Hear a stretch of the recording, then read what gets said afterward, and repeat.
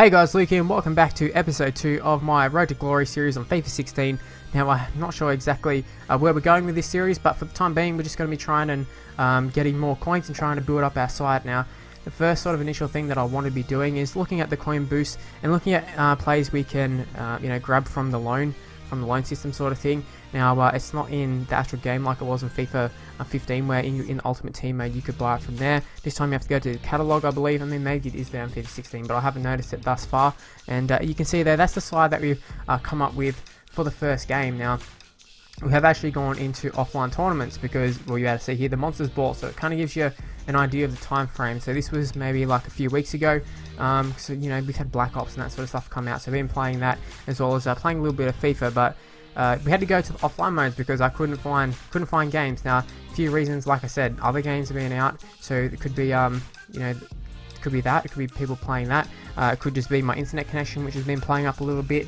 But yeah, it could just be the servers. I don't really know. It could just be not many people playing the game currently. But you can see there we got 1,000 coins because we took the coin boost. I think it's 1,000 for the next 10 games or so, which should come in very handy. Obviously, that's 10,000 guaranteed coins that we're going to be getting, win or loss. So pretty happy about that. And the offline mode, it's not a super hard one. I think it's professional difficulty as well. So should be able to win this, no worries. The only problem is, obviously we haven't got great chemistry, and the side in general isn't that great. We've got a few good players in amongst them. We've got Gabriel and we've got Zaza, who seems like a pretty decent player. He's got height and he's got decent pace and that sort of stuff. But yeah, Gabriel, pretty well aware of him. Obviously I bought him, or if you've seen my Swansea career mode, go out and check that out if you want.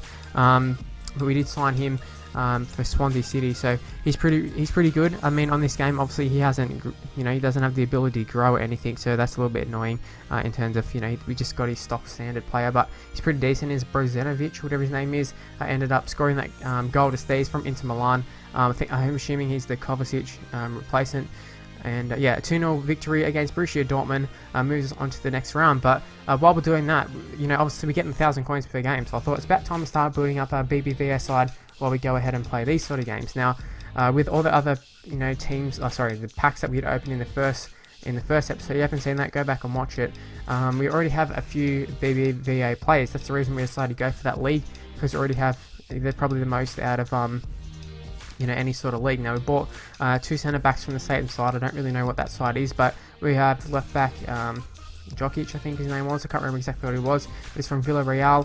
We also brought in Ivan Lopez, who's someone I actually bought from Swansea City on my career mode. I think after I had started recording this, possibly. I can't really remember the time frame, but I was aware that he was a pretty good player there. And yeah, we brought in 2 centre backs as well, like I said. So starting to form a bit of a side. We already had a left back, we had a centre mid there, and that's a really nice finish. I didn't catch who exactly it was, but that was just a really nice play from us. And see that there is an injury to our players, and the reason there's going to be injuries is because I'm not substituting anybody. I'm not using fitness cards or whatever, just using what we've got. I don't want to waste fitness cards on offline games, especially in games that I feel we can win, sort of just half-assing it, to be honest with you.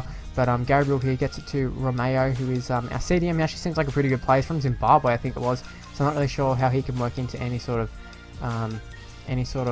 chemistries with any sort of other sides other than a French La Liga side. But yeah, it is Zaza who lines up this penalty, puts it straight down the middle. A bit of a risky one because obviously it's an offline game, and if it's online, 9 times out of 10 you'll be able to score that one, no worries, down the middle and up to the top a little bit.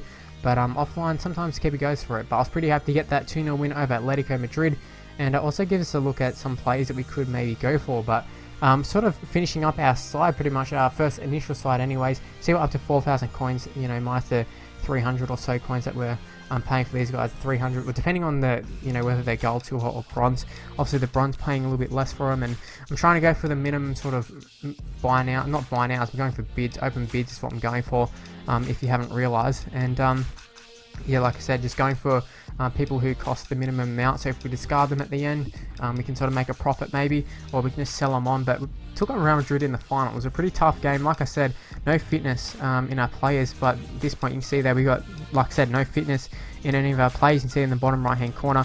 Compared to Real Madrid's side, no excuses for not winning, but I just got to say it was a really tough game. So we hit the lead in the 9th minute. You're going to see here Odegaard, who's on the ball here. I think it was Odegaard, but he gets it to Sergio Ramos, who belts the shit out of that ball straight past that keeper. We haven't got the best keeper, so it was pretty annoying. 9th minute, I thought we're going to get away with that because we don't have the best side. Like I said, it was just just not a good side. It's just that simple, and you know, they're really tired. But we're into extra time here, 150 minutes, so it's already half time in extra time. a lot of time, you know, being said just there. But I think this is our left mid who ends up belting that ball home straight past the keeper, and he actually is pretty decent. I think he's from he's French. I forget what team he's actually from, but him and the left back are from the same team, so they have a pretty good combination. And obviously we won the tournament there, so another 3,000 coins, as well as the extra 1,000 that we get per game, and also the 400 points or 400 coins we would get from winning that game / just playing in that game.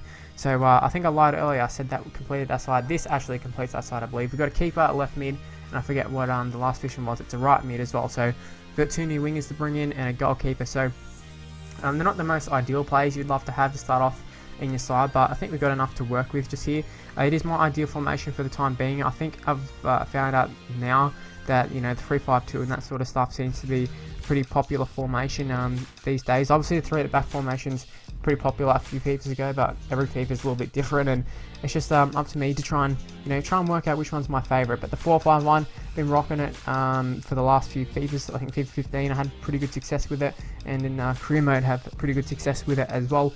I think it's just a pretty balanced sort of side. Obviously my defense is pretty decent, and you know, compensating for not having pace everywhere, which is, I mean, I know it's not a popular thing to say in terms of being a FIFA community and that sort of stuff, being like, you know, pace is something that you need, but it's just a fact. Pace is, you know, the most effective way to play this game, and our side doesn't have a hell of a lot, and I think the BBVA doesn't have a hell of a lot as well. So looking to flood the midfield, and we started off pretty strong. Haven't got a goal thus far, but see Farina on the ball. A lot of these people making their debuts, for all of them pretty much making a debut. I think Mensa was actually at the club originally. We opened the pack, so that's nice. We're going to have a bit more contracts on him, I think, possibly. But it is Miku, our silver striker, who ends up putting that one wide. And the reason I went for him, just due to the fact that he's got decent pace, he's got pretty good height as well. So we've got a few options in terms of, you know, we still have the option of throwing in a cross. Now, crosses aren't super effective on this game, but every now and again you never know. And it is Mensa linking up with Miku just here. We're going to have an overlapping run there from our right mid, who I didn't catch his name. It is in the bottom right here. It's Cartabia, who just gets it off to Lopez. He takes a shot.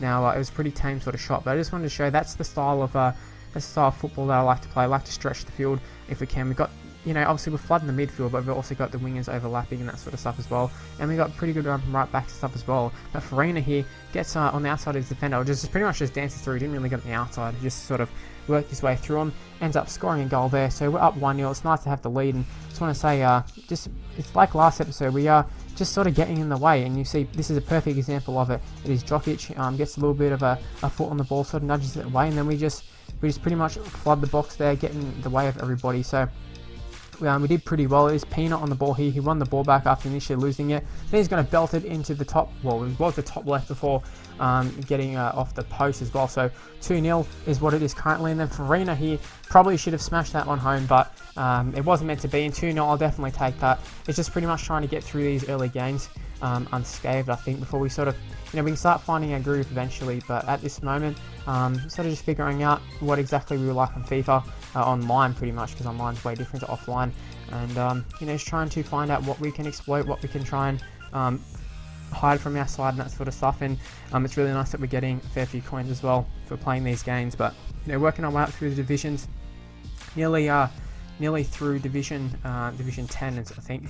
So we're just about to get promoted. We will get promoted. Hopefully we can go through unscathed, like I said. Hopefully we can go through unscathed the whole time. That'd be really nice. Probably not possible.